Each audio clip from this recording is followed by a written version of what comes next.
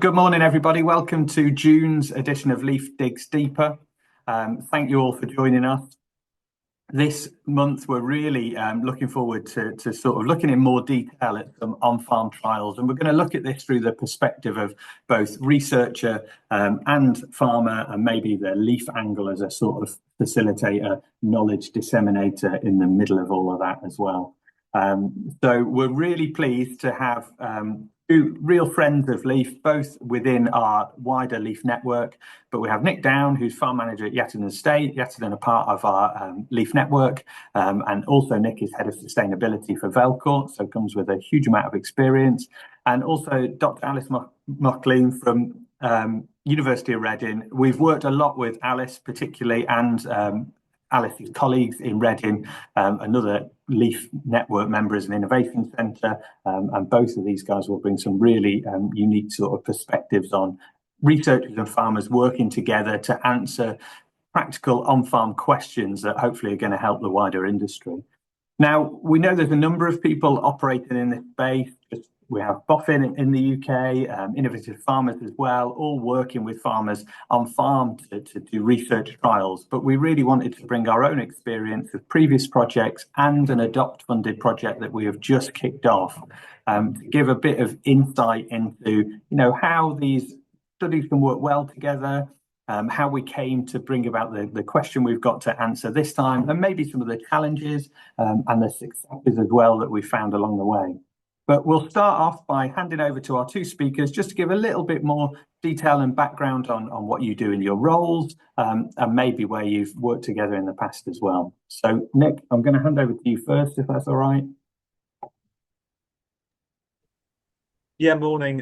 So my name's Nick. I'm the farm manager for Yattendon Estate down in West Berkshire. We are basically an arable cropping business, reasonably large scale. We've also been working with Leaf for 4 or 5 years now, and came part of the demonstration farm network back in, I think it was 2022. We've been involved in a couple of sort of farmer-led projects in the past, and one of those has sort of led us to what we're talking about today, looking at the impact of cover crops in our farming system. So we're sort of taking the lessons that we learned in the first role and sort of bringing that forward now, which is sort of really exciting to be involved in. Thank you, Nick. We will go into a little bit more detail about our question and how we came to it, particularly from Nick's view as a farmer involved in that as well, and we'll probably cover a little bit in the background work as well. But Alice, could I hand over to you for a little bit more detail on your wider role, and also sort of how you've come to this point? Yeah, thanks. Morning, everybody. My name's Alice Mauchline. I'm based at the University of Reading. So I've been at Reading for about 20 years. Before that, I did my PhD at Rothamsted Research on integrated pest management and oilseed rape. But since moving to Reading, my research has really become much more focused on participatory approaches. So working with farmers in particular, but a whole range of stakeholders to address the research problems, and effectively on a whole range of topics around sustainable farming. And over the last few years, we've partnered with Leaf on a couple of research projects. One of them, we were partnering in respect to sort of the leaf mark, and we were looking at innovative technologies. But the project that we've just been working on with Leaf was looking at how we can support biodiversity on farmland whilst also maintaining productivity. And through Leaf, we got in touch with a whole group of leaf farmers to really co-design and co-deliver that research. And that really was very, very rewarding. And that's what's led us to this new Adopt project. So yeah, that's where my research has taken that arc from being quite sort of scientific led to much more participatory research. Thanks, Alice. And I think we'll cover some of those relationships and how that co-design really developed over time. But yeah, the showcase project, the Horizon 2020 funded project, was a big beast, really split over many different countries in Europe, and looking at biodiversity in the UK. And it really brought, I think it's fair to say, it brought researchers and farmers together nicely in a group. And really that has one of the things that's contributed towards this Adopt funded project, and carrying on that work. Nick, I'd be really interested to explore a little bit how your personal experiences of the Showcase project and that sort of co-design How did that influence your decision to be involved in more funded work with the same sort of group of farmers and researchers? I think the initial project, really just sort of started to scratch the surface for us. And I guess, we were looking at one specific area that we're interested in, but there were, lots more that we wanted to get to the bottom of. I think, a slightly smaller group probably helped us pick the areas that we really wanted to hone in on. So I think, it was something that we've been doing for a long time, but ultimately a lot of the detail we were sort of still, trying to really define and what it looked like for us in our own farming business. So to be able to take it to the next level, and really steer and, I guess, pick out some of the key questions that we were struggling to find answers to anywhere else. Would it be fair to say, Nick, it sounds like it is, that once you start scratching that surface of, really identifying questions that are applicable to your business and wanting to find the answer to them, it starts to uncover more and more, and it sort of propagates that mindset of wanting to find the answers in your relevant situation rather than necessarily doing things the way you've always done them? I think it does, and I think that's the joy of sort of on-farm research. The answers are never always quite as clear as what you think they're going to be, and as much as you want to see black and white, you always end up with an element of a sort of grey in the middle, which almost drives you on to the next bit you want to learn. So, it's great to have a partnership that we can always keep coming back and sort of challenging those next round of questions, and I think this is a sort of a perfect example of that. Brilliant, thank you. And we'll discuss in a bit, I think, how our sort of kick-off meeting developed and that type of thing, and how the question, how we're going to answer that question develops over time.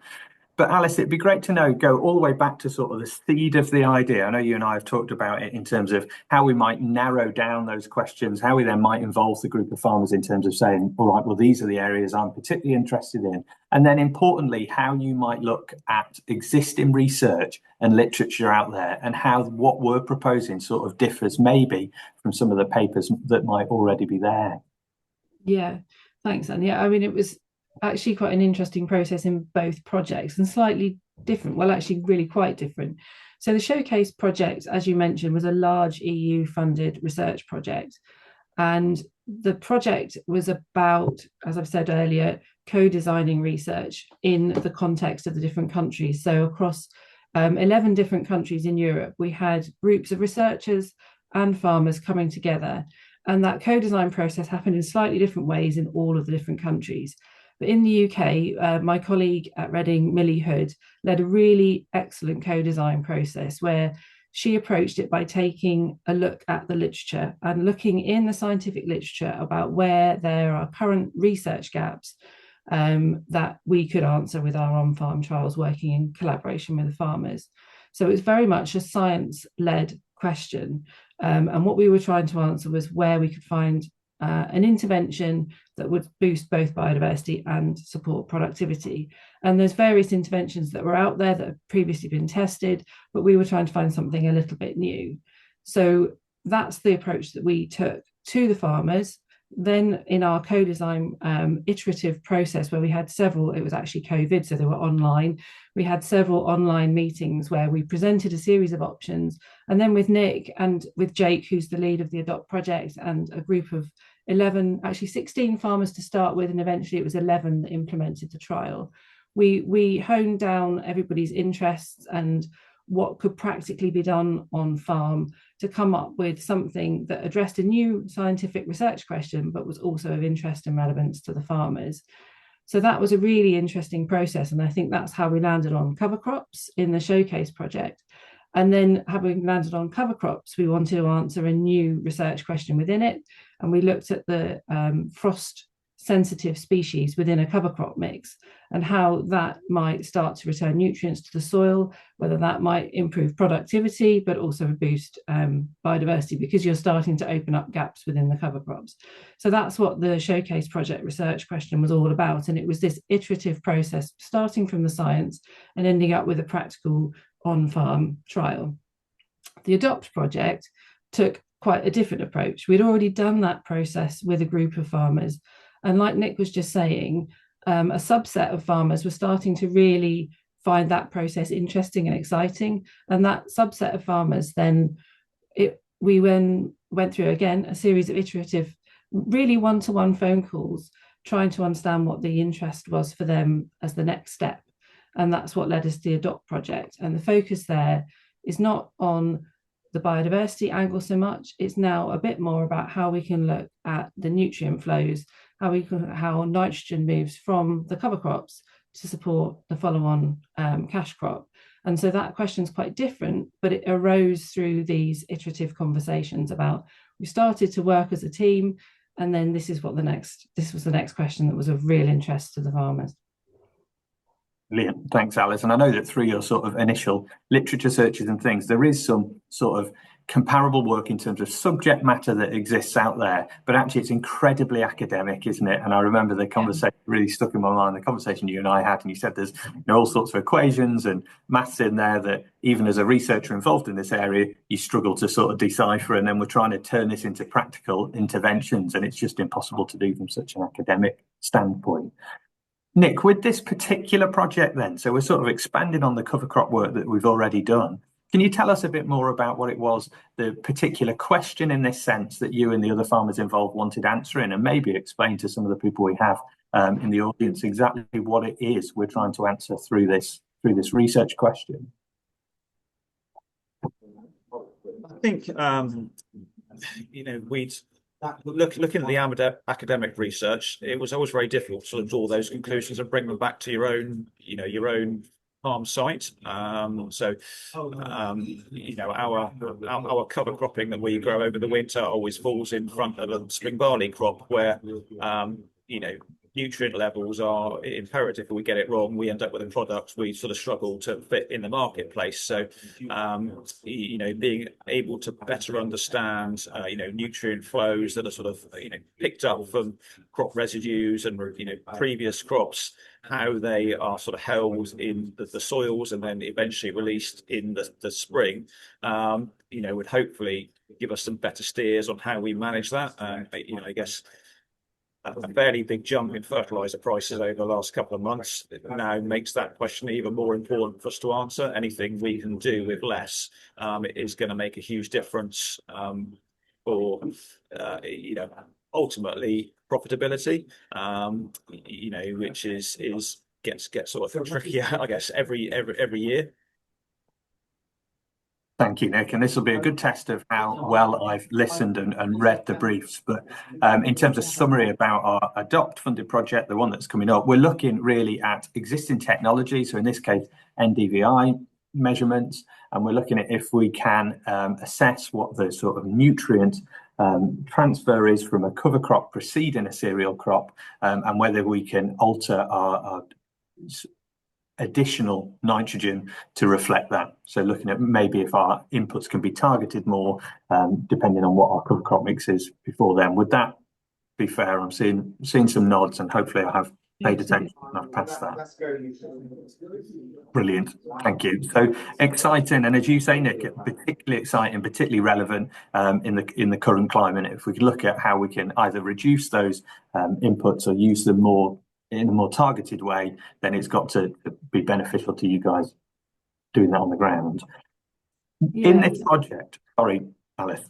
Yeah, I was just going to add a bit of detail there that absolutely, Dan, that's exactly what we're looking at. And I think talking one-to-one with the farmers in that sort of process of writing the proposal in collaboration with everybody, where that was the bit that people were starting to get quite excited, was about what the new opportunities this project could help us answer. So that question about when does the nitrogen become available to the spring barley crop, that's when people were starting to go, well, actually we can't tell when that's happening, but what technologies are out there at the moment that we could use or bring together, what knowledge is already out there that farmers are already using, but not using in quite the way to answer that question.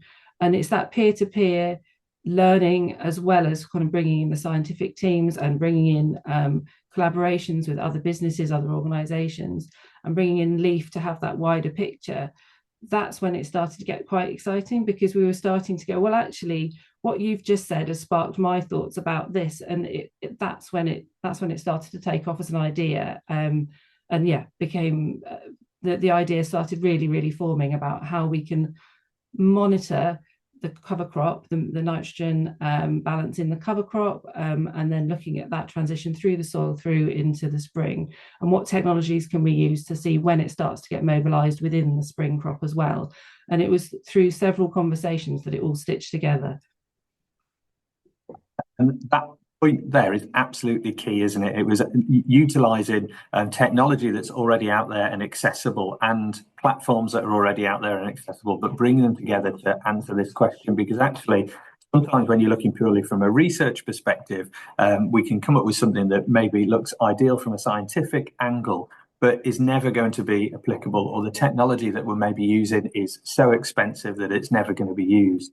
And so within that first kickoff meeting that we'll touch a bit more on, we also were joined by a seed retailer who was also to add quite a lot to that discussion, and then also bringing in some another technology platform that all the farmers within the project are already using. And both of those organisations have been super excited by the project and really keen to play a part.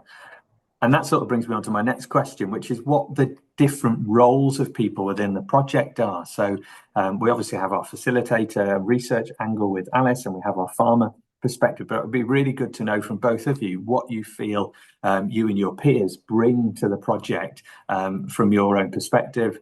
Nick, why do you think it's important to have farmers involved, other than just simply, providing plots of land, but involved in the co-design? And what will you and the other farmers involved really bring to the project and the results? I think farmers are generally pretty good at coming up with problems, and ultimately challenge everything that's sort of put in front of them. So I'm fairly certain that Alice has been involved with us all before and know exactly how we generally sort of challenge things.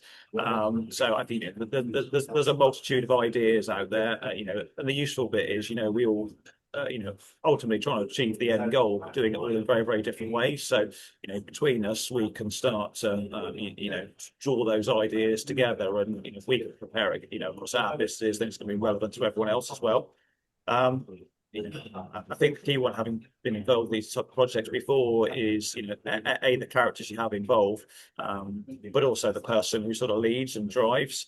And anyone who works with farmers knows sometimes that's not quite as easy as it always appears at face value. So having the key facilitator leader to sort of drive and steer us to do things when we say we're going to do things, and make sure we're doing them to the level that's expected. That's always the sort of key role in those type of projects. So the farmers can bring the ideas. Ultimately, someone has to sort of steer them and keep them on the straight and narrow, because I think we're all slightly guilty of when we start doing the things like this, we tend to run wild very quickly. A lot of very honest views in there, Nick, definitely. And Alice, I'm going to come on to you in a minute about the facilitator role. We'll just stick with Nick at the moment. So I would completely agree, having sat in that kickoff meeting involved in other co-design studies. I think farmers bring a real degree of practical robustness to it. So, okay, well, that's a great idea, but how's it going to work on farm? But the other thing I think is almost universally demonstrated in the farming industry and community is this amazing problem-solving ability. So whilst you will test things and say, well, how is this going to work? Here's some problems. There is always solutions to it. Always. And I think by bringing people together, you explore those far more than you would by, just getting you all to contribute individually. But one question for you, Nick, before we move on to Alice. Do these sorts of trials add a lot of burden to you guys? You're already busy, pulled in lots of direction, do sort of running different plots, gathering different amounts of data. Does that add a lot of burden to you that actually it might put people off? Or is it something you feel is either worth it or you can bring into your day-to-day work?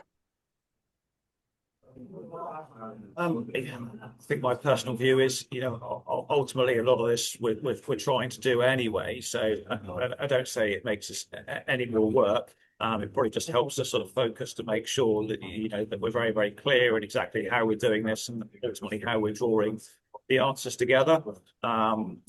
So there's always a bit of thing, if you want something done, or someone is already busy, and generally they will get it done for you. So I think probably if we look at the four farmers that we're dealing with here, they're all very used to doing this type of thing, or they're doing it anyway. It's just drawing that all together, which is the key part.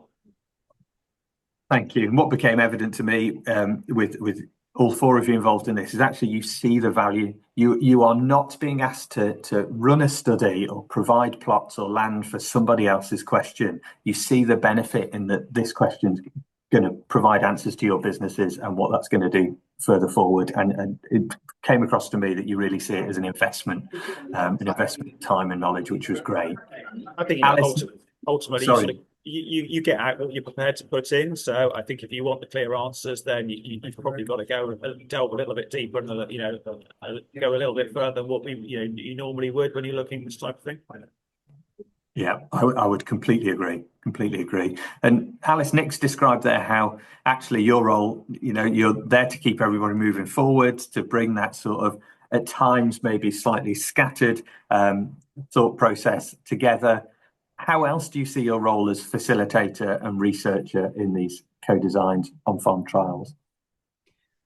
It's an interesting question, and actually I've got slightly different answers for the two projects that we've been running. So with the Showcase project, with Millie leading the co-design work, I was working alongside her, and the farmers were being brought in. As I say, we were kind of co-designing the research question.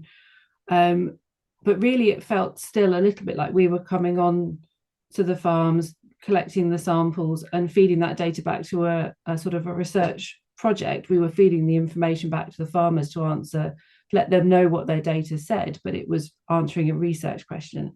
Whereas this S4.Ep8 project feels like we're starting from a really different viewpoint. Again, Millie and I did a lot of the kind of establishing the kind of scientific questions around it. But the facilitation role here is really quite different. It's making sure that those questions come first, the farmer questions come first. And the way in which the S4.Ep8 projects are set up is that you have to have a facilitator. And I can absolutely see why they've done the scheme in this way, because they are farmer-led, so farmer-led by the research question that the farmers are leading or the trials that they want to lead.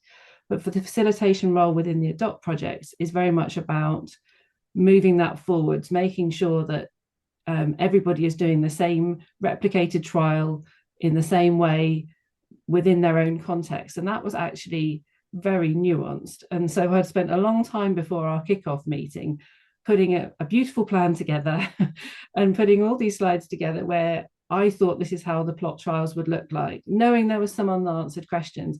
But I spent a long time thinking, well, what are those questions?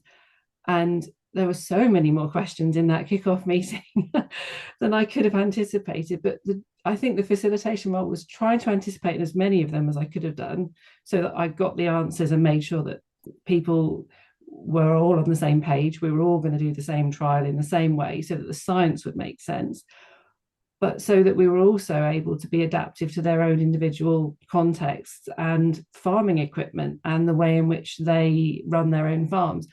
So firstly, having lots of questions ready, but also being able to pick out what the new questions needed to be and build that sense of collaboration. I think that's what the facilitation role is. And I really don't want it to be a nagging role. I don't want it to be having to phone people just to check things are being done, but making sure in advance that everybody all knows the relevant bits of information, I suppose. Yeah, you've done a great job there, I think, of explaining the nuance to it. And there's, from the one angle, it's bringing that scientific robustness and rigor to it, but also it's literally facilitating those discussions. So not only facilitating trial design, but facilitating those discussions. And that was really evident in our kickoff meeting. And that sort of brings me on to challenges a little bit, some of which you've touched on there.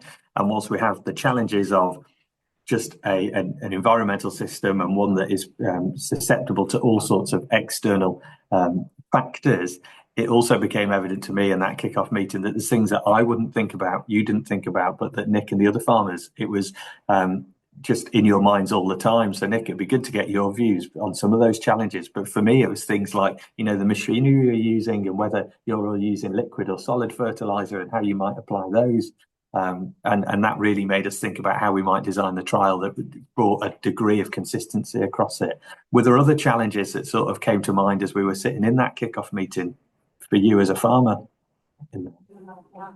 That's the interesting thing about farm research is, there's so many different variables in there, and it's sort of what you can tolerate and what you can deal with, and what you can't. What are the non-negotiables?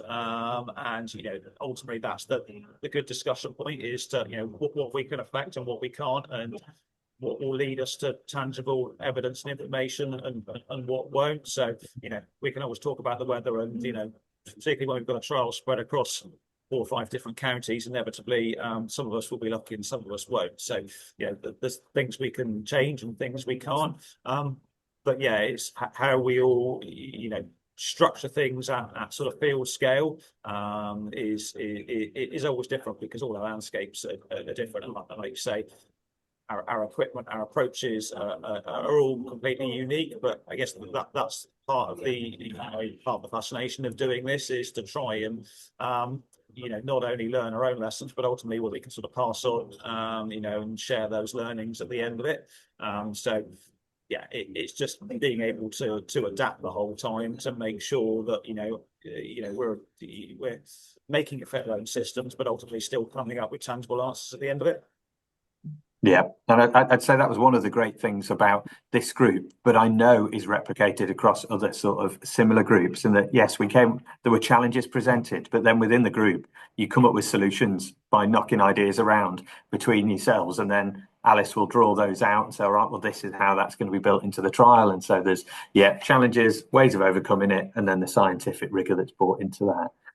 One really interesting challenge, I thought, and Alice, it'd be good to get you to expand on this a little bit, but was around our control plots and our fertilizer application to our control plots, and where we maybe went from a scientific ideal to what we could practically do in the discussions that sort of surrounded that and got us to the point we ended up at.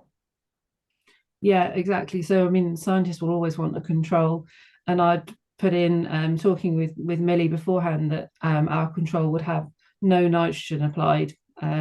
So just to maybe take one step back to answer that, the way we've set the trial up is we've got 3 treatments of cover crops. So we've got no cover crop is one treatment, we've got a legume only cover crop, and then we've got a no legume and no cereal cover crop. So we've got 3 types of treatments there, and then that's overlaid with 3 nitrogen treatments. So we've kind of got 9 plots in everyone's fields, and then the 3 nitrogen treatments were, I was starting off with no spring nitrogen at all. The second one was going to be just putting in the nitrogen as you drill the spring cereal. And then the third and that was going to be with farmer standard. So that was going to be the second treatment, was just as farmer standard. And then the third treatment was going to be some form of variable spring nitrogen. And that's the exciting bit, is can we use the information from what we're monitoring during the cover crop period, using the NDVI analysis, to look at whether we can actually produce some kind of variable spring nitrogen application. And the question in the kickoff meeting was, how do we look at the variation between those nitrogen treatments from the control through to the farm standard with some kind of variable third option? And so it was split between applying the base rate of nitrogen that goes in with the spring cereal, and then just varying the second application. And so it was really about understanding that if we put no nitrogen at all, would we get anything to really compare? So there was a real conversation about where the control would sit between a scientific control and what farmers would see as a baseline control. But I enjoyed that discussion. And actually, you were mentioning about the paper that I then came back and started to read up. They used the treatment that we decided in the room. So we obviously came up with the right decision in the end. But it was all about what is practical on farm, and that is what's really different here. It's what's actually being used, what technologies are out there and practical, and we can actually hopefully, and like Nick said, take from these fairly small scale trials, in that we've got 5 replicates across 4 farms. Hopefully we'll get something from it that will be understood, but the process by which we've experimented, we can certainly communicate for others to experiment and explore. And that's why having Leaf as part of the team is really valuable to us, because you bring this wider network of farmers and the ability to sort of disseminate what we're doing out to everybody. So it's a really, really nice team that we've got together. I think it's working very nicely. We're only a month in, so we're doing all right. But there's some really key points in there, isn't there? Actually, I was thinking about, well, how are these, whilst we're talking about a trial that is on UK arable farms, how are our learnings and our approaches, how are they applicable across different geographies and sectors? And of course they are. And there's a lot there that you've touched on in terms of the difference between conducting a research trial on a university research platform versus for very different commercial farms, and how actually we have to balance those things. But at the end of it, we will come out with answers that are far more applicable to wider farming industry. And we want at the end of this for Nick and the other farmers involved to be able to alter their management or their approaches based on what we found, and also for other farmers to adopt those learnings. And yet, if we just had something that was purely research focused, there will be a lot of people reading those going, well, I can't possibly do that in my farm. That isn't applicable to my situation. But here we're going to get some stuff out that's really useful. And so that sort of makes me think, well, what if we're thinking about lessons and pointers that are applicable to other people, other geographies and sectors?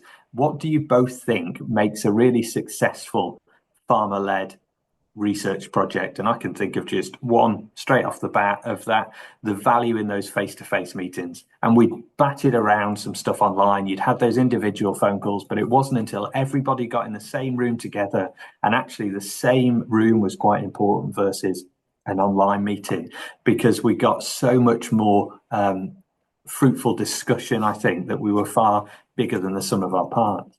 But Nick, what do you think makes a really successful farmer-led research project? What advice would you give to other groups who may be embarking on the same sort of journey?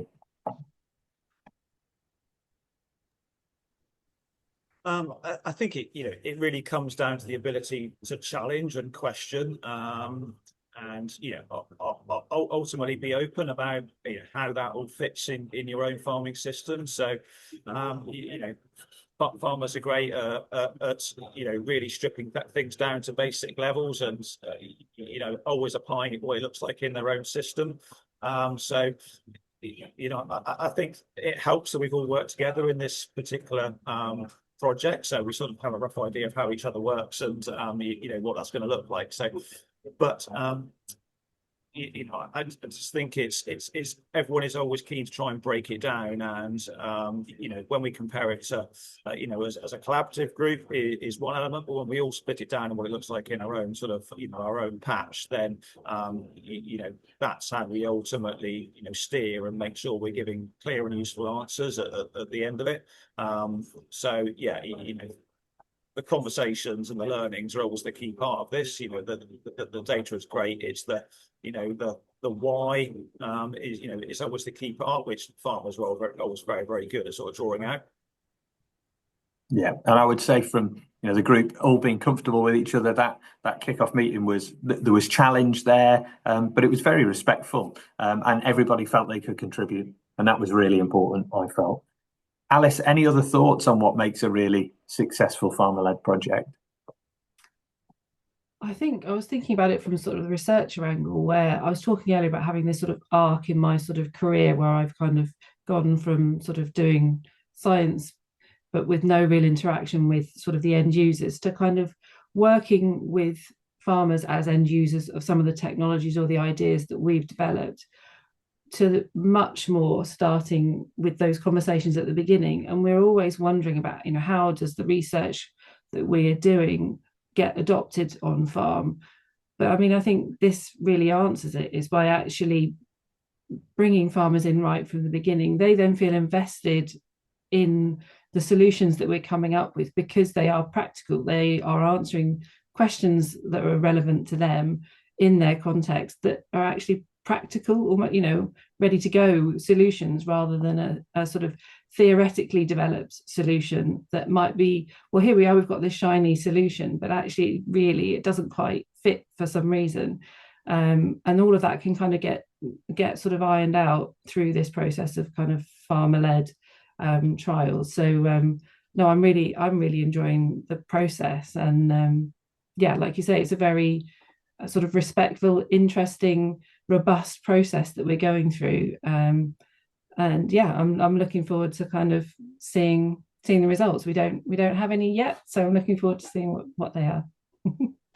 We had a question actually in the chat that was aimed at how, what you'd learn as your research had gone into more participatory co-design, and you've answered that brilliantly there, really, in terms of if we're thinking about the endpoint usage of that research and those results, then you need to have the people who are going to be using that involved from the beginning. And I know the conversations that you and I have had about what was really important and what made a successful on-farm trial was having questions that people were interested in. So, in a research bubble, you could maybe come up with questions that you felt there was a research gap for, but if they are not interesting to the practitioners, then the buy-in, both in terms of the trial itself, but also the end point, is not going to be as good as if that question was relevant to those guys. And that's what this group, I think, has really demonstrated.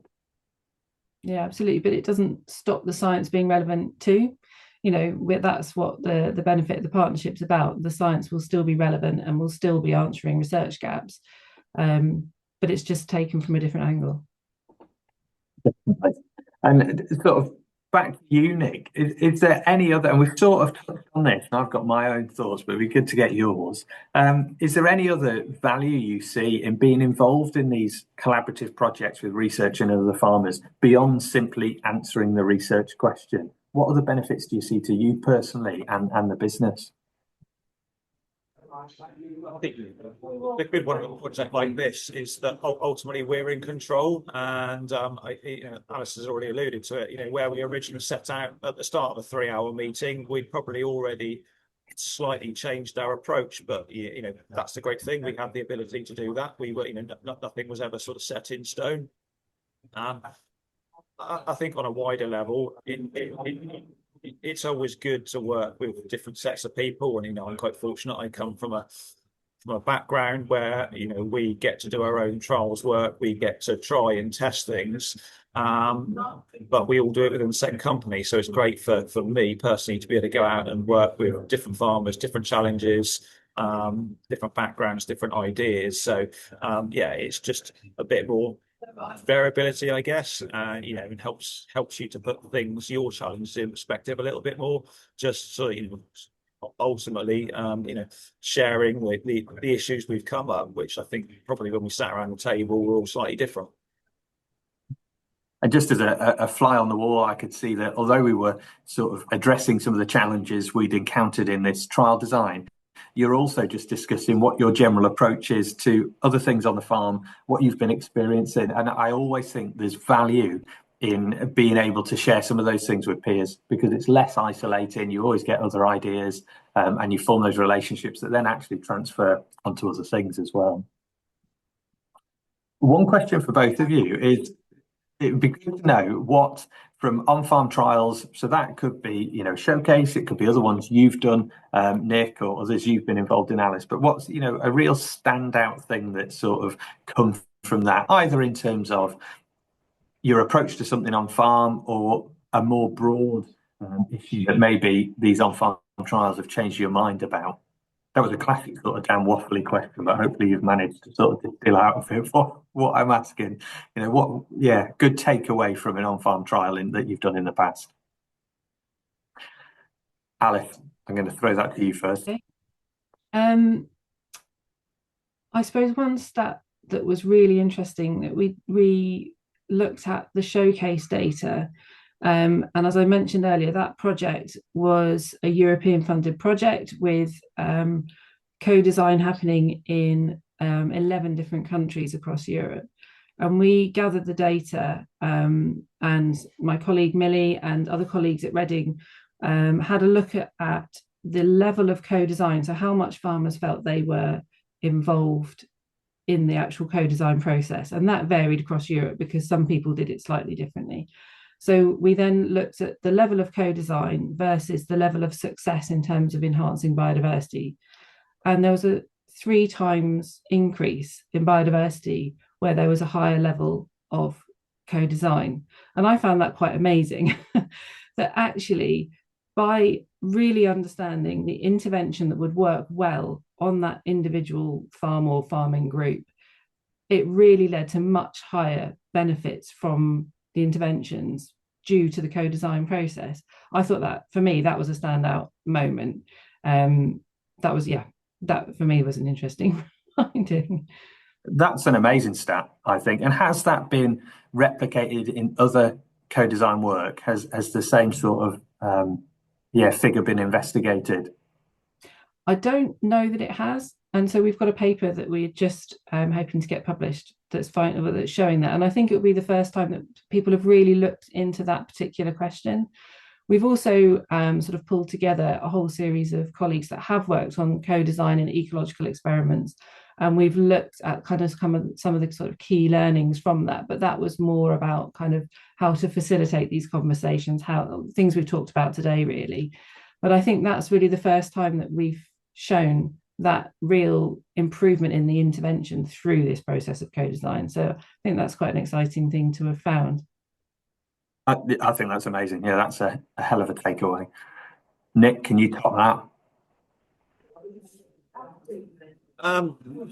I guess, whenever you work on a project like this, particularly in an area, as wide and diverse as cover crops, generally by the time you get halfway through the project, you've already come up with another 6 projects to sort of get started as soon as you finish that one. So I don't think we ever really stop.